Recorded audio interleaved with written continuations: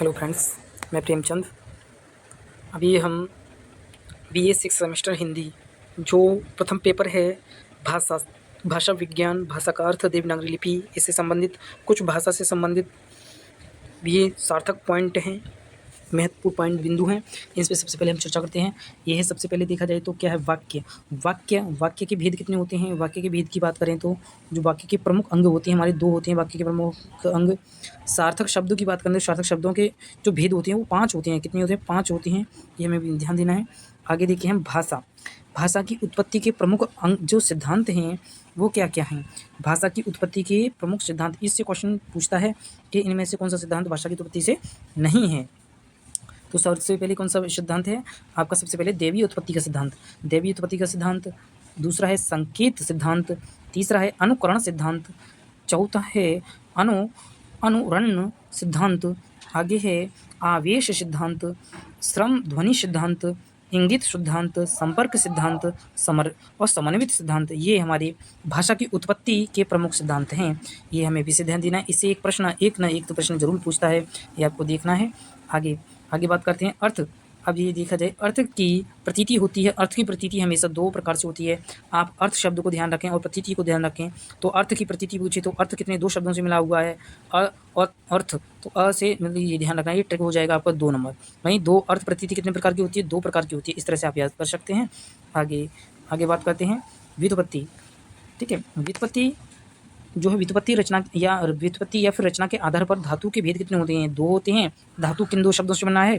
2 धातु। तो धातु कितने प्रकार की होती हैं? 2। किसके? व्युत्पत्ति और रचना के आधार पर। ऐसे याद कर सकते हो आप। यौगिक धातु के भेद कितने होते हैं? यौगिक शब्द कितने शब्दों से मिलकर? 3। तो यौगिक धातु कितनी? 3। यह यौगिक धातु कितने प्रकार की होती है? 3 प्रकार की। इस तरह से इसे भी याद कर सकते हैं आप। मुख्य रूप से क्रिया कितने प्रकार की होती है? 2 प्रकार की होती है। मुख्य रूप से क्रिया 2 प्रकार की होती है। मुख्य रूप से क्रिया कितने प्रकार की होती है? 2 प्रकार की। वो कौन सी होती है हमारी? अकर्मक और सकर्मक क्रिया। ये 2 प्रकार की क्रिया होती है हमारी, ये हमें देखना है।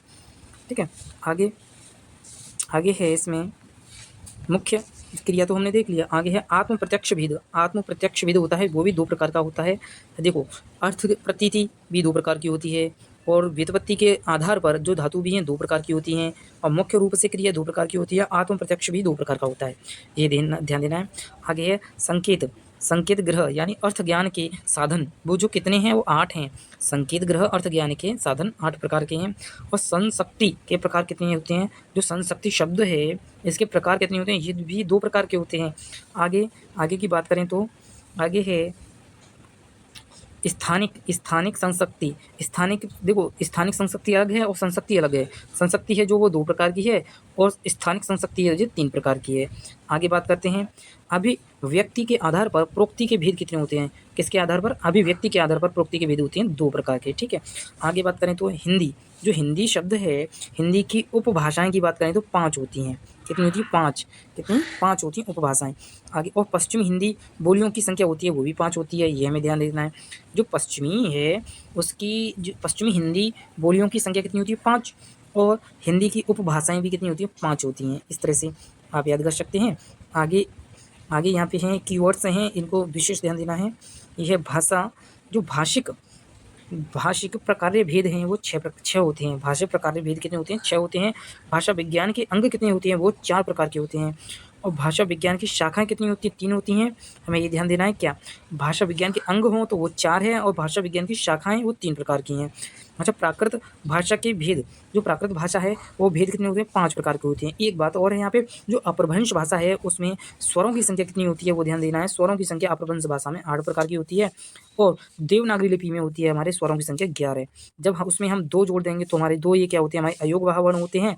अयोगवाह वर्ण जोड़ देंगे अंग और ये वाला अंग, इन 2 वर्णों को जोड़ देंगे तो अयोगवाह ये 13 हो जाते हैं। इस तरह से देवनागरी लिपि में वैसे प्रमुख रूप से हमारे 11 स्वर हैं, इस पर हमें ध्यान देना है। आगे की बात करें तो आगे है हमारा प्राकृत भाषा के भेद बता दिए हमने, कितने होते हैं? 5 प्रकार के होते हैं। आगे केटुम वर्ग की भाषाएं कितनी? 5 प्रकार की होती हैं। और शतम वर्ग की भाषाएं 6 प्रकार की होती हैं। शतम वर्ग की भाषाएं 6 प्रकार की होती हैं। केटुम वर्ग की 5 प्रकार की होती हैं केटुम की। और वैदिक भाषा में स्वरों की संख्या मैंने बताया 13। कैसे बताया 13? जब हमारे पास 11 स्वर होते हैं उसमें जब 2 अयोगवाह वर्ड जुड़ जाते हैं तो क्या होते हैं? वैदिक भाषा में स्वरों की संख्या हो जाती है 13। इस तरह से ये ध्यान देना है। आगे की बात करते हैं। आगे है इसमें पदबंध, पदबंध के प्रकार कितने होते हैं? 5 प्रकार के होते हैं। यास्क, अच्छा यास्क निरुक्त में पद कितने होते हैं के भेद होते हैं? 4। आगे पतंजलि महाभाष्य वाक्य में लक्षण कितने बताए हैं? पतंजलि ने 5 बताए हैं। कितने? 5 बताए हैं। आगे की बात करते हैं। कुमारिल भट्ट के वाक्य तत्व कितने हैं? कुमारिल भट्ट के अनुसार हैं वाक्य तत्व 5 प्रकार के हैं, सॉरी 3 प्रकार के हैं। कुमारिल भट्ट के अनुसार वाक्य वाक्य के जो तत्व हैं कुमारिल भट्ट के अनुसार वो उन्होंने 3 बताए हैं। ठीक है, क्या 3 बताए हैं इन्होंने?